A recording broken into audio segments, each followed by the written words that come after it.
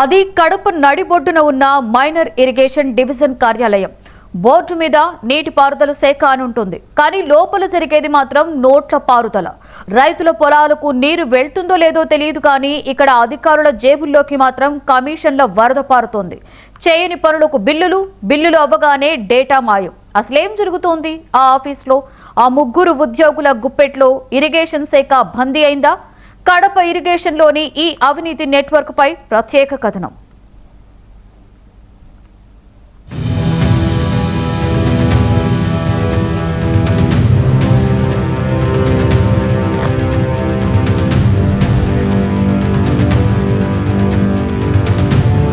రాయలసీమ రత్న కడప.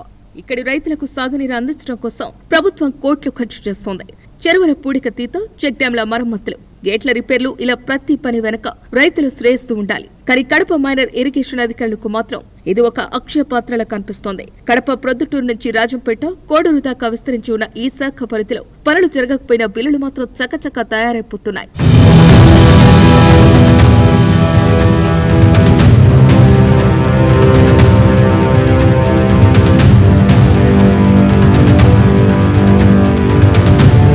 ఈ శాఖలో కొంతమంది ఉద్యోగులు, జైలు సీనియర్ అసిస్టెంట్లు ఏళ్ల తరబడి ఒకే చోట తిష్టవేశారు. బదిలీలు వచ్చినా ఆగరు. పై అధికారులను మేనేజ్ చేస్తూ ఇక్కడే చక్రం తిప్పుతూ ఉంటారు. వీరి ధనదాహానికి అడ్డు అదుపు లేకుండా పోయింది. కాంట్రాక్టర్లు పనులు చేసి బిల్లుల కోసం వస్తాయి. రాజా, ముందు మా వాటా ఇవ్వు, అప్పుడే ఫైలు ముందుకు వెళ్తోంది అంటూ బాహాటంగానే డిమాండ్ చేస్తున్నారు.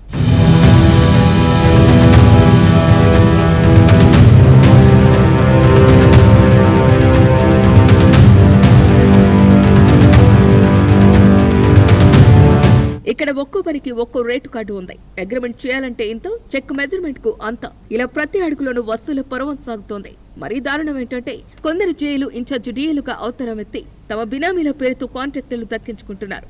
అంటే పనులు చేసేది వీరే, పర్యవేక్షించేది వీరే, చివరకు బిల్లులు పాస్ చేసుకునేది కూడా వీరే.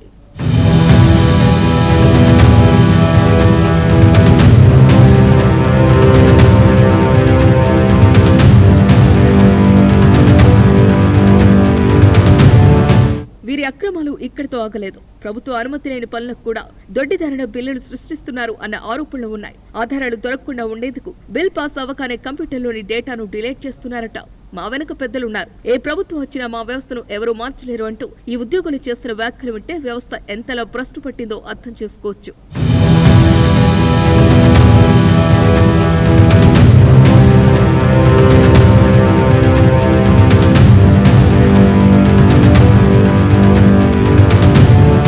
ఇదంతా పై అధికారులకు తెలియకుండా జరుగుతుందా అంటే లేదనే సమాధానం వినిపిస్తోంది. పోస్టింగ్ల కోసం లక్షలు ఖర్చు చేశామని ఆ డబ్బు రికవరీ చేసుకోవటం మా హక్కు అన్నట్టుగా కొందరు అధికారులు వ్యవహరిస్తున్నారు. కాంట్రాక్టర్లు అప్పులు తెచ్చి పనులు చేస్తే కమిషన్ల కోసం వేధించడం వల్ల జిల్లాలో అభివృద్ధి కుంటుపడుతోంది. ఇప్పటికే ఈ భాగోతంపై ఏసీబీ అధికారులకు ఫిర్యాదులు వెళ్లినట్టు సమాచారం.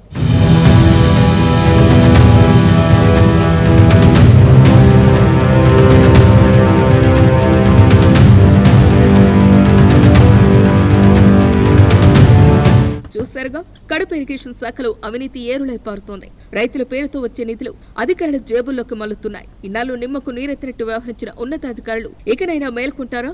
బరి తెగించిన ఈ అవినీతి తిమింగలాలపై ఏసీబీ కొరడ జులిపిస్తోందా? పారదర్శకమైన పాలన అందిస్తామని చెప్పే ప్రభుత్వం ఈ శాఖలో పేరుకుపోయిన కుళ్ళును ఎప్పుడు ప్రక్షాళన చేస్తుందో చూడాలి. నీటిపారుదల శాఖ 3 భాగాలుగా విభజించబడి అందులో minor irrigation, medium irrigation, major irrigation, ఈ 3 భాగాలలో మైనర్ ఇరిగేషన్కు సంబంధించినటువంటి చిన్న చిన్న ప్రాజెక్టులు, వాగులు, వంకలు, చెరువులు, ఇవన్నీ కూడా మైనర్ ఇరిగేషన్ పరిధిలోకి వస్తాయి.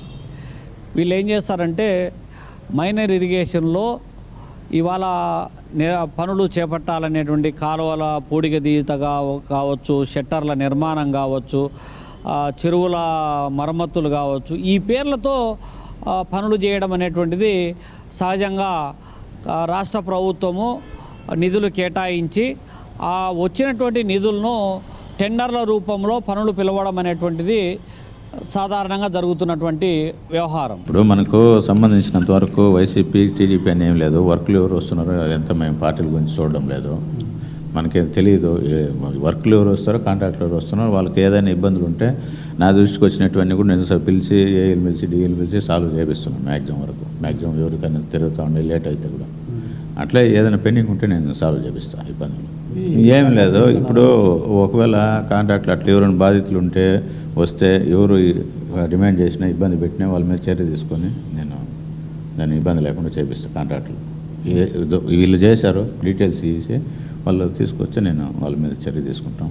వాళ్ళకి ఇబ్బంది లేకుండా రెక్టిఫై చేసి వాళ్ళకి కరెక్ట్గా సర్వీస్ ఇస్తాం. అవి లాంగ్ 5 years బ్యాక్ అంటే సర్వీస్ జనరల్ ట్రాన్స్ఫర్స్ వచ్చినప్పుడు పోతారు అంతే. ఆడ జనరల్ గైడ్లైన్స్ ప్రకారం ఉంటుంది. మనం గైడ్లైన్స్ కాదని పెట్టుకునేదానికి ఉండదు కదా, మనకున్నది పవర్స్. కడప ఇరిగేషన్ డివిజన్లో బద్వేలు, మైదుకూరు, ప్రొద్దుటూరు ఈ డివిజన్లలో ఇరిగేషన్ కింద చెక్ డ్యాములు, కాలువలు, చిన్న చిన్న మరమ్మతులు చేసేదానికి ప్రభుత్వం నీరు చెట్టు కింద నిధులు విడుదల చేసింది.